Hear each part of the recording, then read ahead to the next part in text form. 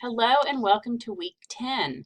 So I hope you enjoyed looking over the schedule assignment last week and are having a good time trying to figure out how you want your perfect schedule to be laid out, and that you really took some important information like the substantial portion of the day, and balancing active and quiet periods, going outside in the morning and in the afternoon. All of those little nuggets are going to help you when you are in the classroom.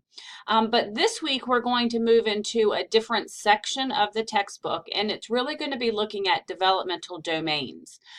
So chapters 9 through 13 are going to deal with 5 different domains of children's development. There's actually 6 domains, but our textbook puts social and emotional development together, although I will try and separate them a little bit. But these next few chapters are going to be really critical as you move forward in this degree, because there's going to be several courses that are going to really be focusing on each of these different areas of developmental development. So for instance, social and emotional development is covered very heavily in CHD 205, which is guiding the behavior of children. And the physical development of children is covered in lots of different classes, but it's really kind of focused in Health 135. Language and literacy development is covered in CHD 118 and 119. So this really is going to provide a really solid foundation as you're starting to move forward with the degree. It's especially going to be helpful for when you take CHD 165, which is the first of your observation courses, where you're going to be observing one child, but you have to observe them over these 6 different developmental domains. So I'm really going to encourage you to pay attention to these chapters and the videos that I've put in to help with them. So the first thing that you should know is that the developmental domains are going to line up very nicely with the milestones. So if you were to look in our course, you're going to see that under the course information, and you've already seen this by now, but in the CHD documents folder, the very first link there is the milestones for development. And so I've gone over this before, but it's going to help it make a little bit more sense now that we're getting into the developmental domains. Remember that the milestones are color coded. And so what you're going to notice is that most of these developmental domains are going to be covered specifically in the milestones. So for instance, physical development, well, that's one of the domains that you're going to learn about this week. This week, you're also going to be doing the creative domain. And so creative domain is normally actually spread out over 2 of the milestone domains. One of them is fine arts, and then sometimes we also use the approaches to learning, because strand 3 is creativity and inventiveness. Obviously, language and literacy, which is going to be one of the chapters in our book, has its own domain. Social and emotional development, they are put together in milestones. They are also put together in our textbook, but they are 2 completely different sets of developmental domains. And then finally, we have the cognitive. So hopefully it's going to start to make some connections as we are starting to look at these different developmental domains, that they're going to correlate with the milestones. The foundation blocks are set up very similar to this. And in the SOLs, it may not use the exact same terminology, but you're also going to find a lot of the developmental domains in the SOLs as well. So when you go into this week's folder, you're going to see that this is the only week that I'm going to combine 2 of the domains. Both of these are shorter chapters, as well as not quite as in depth as the other ones that are going to require a little bit more detail. So this is the only week, I promise, where I'm asking you to do 2 of them together. But when you look under the creative and physical development, you're going to find several things this week. So one, here's the PowerPoints for both of those chapters. And one of the things that you're going to do for the next 4 weeks is you're going to do something called a video journal. So this is actually going to count as your participation each week as well as its own grade in the grade book. So the way that I've set up the domain chapters is not only are you going to have the PowerPoints to go along with the chapter, but you're also going to have a video to watch that really kind of puts it into practice and lets you see it in real life application.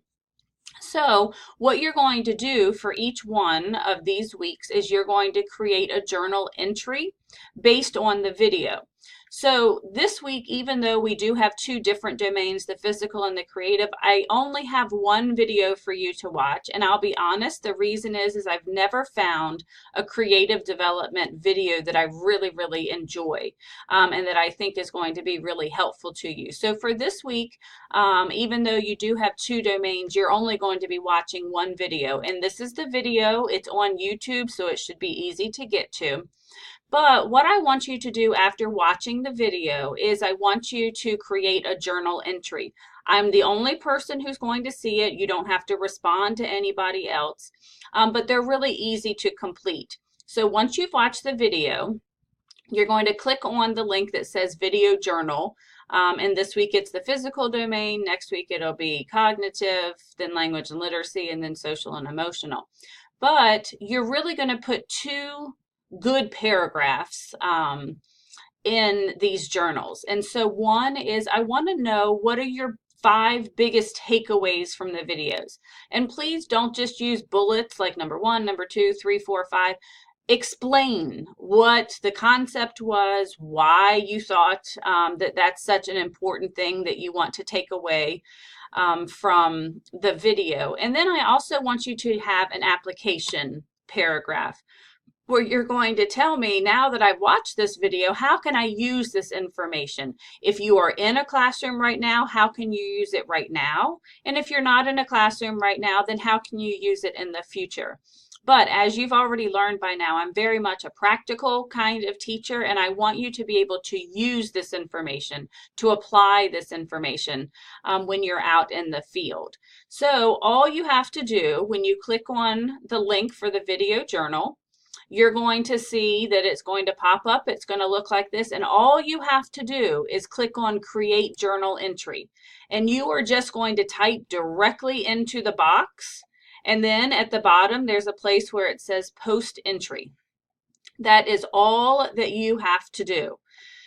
The only thing I ask, please don't attach a Microsoft Word file simply because then we've got to make an additional link. If you want to type it in Microsoft Word, then you can always copy and paste it, but please actually put your submission in the text box, because that way when I go to grade them, I'm going to see it right there instead of having to go to several different locations.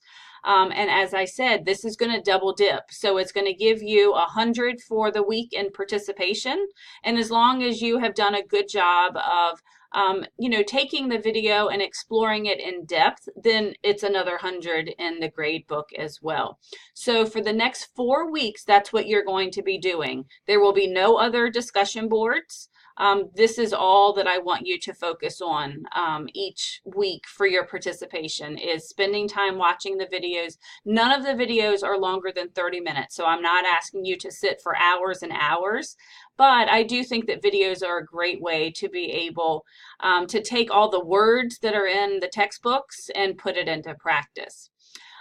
So I think for this week, that's it. The only thing to remember is that your activity center project is due by midnight on Sunday. So please make sure that you get that submitted. With only 6 weeks left before the end of the semester, it's really going to be important to stay on top of the assignments. And just as a reminder, the way that my policy works is that you always have one grace day in order to get an assignment in, but then the link closes. If you ever try to submit something after the due date, you're not going to see a place for it. And so that means that you cannot submit it anymore. So please don't send it to me in an email. If it's not in the grade book by the close of day of the grace day, then it's not going to be graded. And like I said, with the end of the semester coming quickly, and I really do try hard to get everything graded within a week, I really need for things to be submitted on time so that we can keep up and that you are always aware of what your grade is in the course. So just wanted to throw that reminder out there as we're getting close to the end of the semester. So I hope that you enjoy getting into the domain chapters. Have a great time watching the videos. I think that they will be helpful to you, and I'm really looking forward to reading not only your journals, but also seeing your activity centers. So have a fantastic week, and I will see you in week 11.